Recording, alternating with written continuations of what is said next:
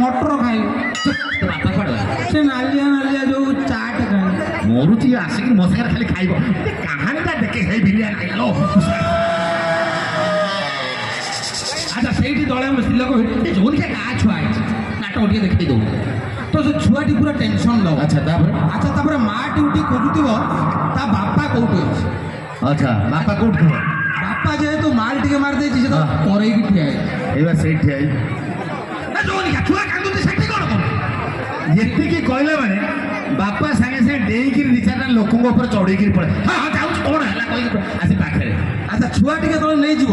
ଛୁଆଟା ଯେତେବେଳେ 10ଟା ଦୋକାନ ଦେଖିବ ନା ଏଇଟା ଖାଇବି ସେଇଟା ଖାଇବି। ଆରେ ତୁ କୋଉଟା ଖାଇବୁ ଗୋଟିଏ କହୁନୁ। ଏଇଟା ଖାଇବି ସେଇଟା ଖାଇବି କ'ଣ ଏ ହାଟଟାକୁ ଖାଇଯିବୁ? ବଲ୍ଲା ଖାଇବି। ବଲ୍ଲା ଗେଲେ ବଲ୍ଲା। ତ ଛୁଆ ଖାଉ ଖାଉ ସବୁ ପ୍ରକାର ଖାଇଦବ। ଖାଇ ଦେଇକି ଆସି ଯେତେବେଳେ ବସିଥିବ ତା ପେଟ ଭିତରେ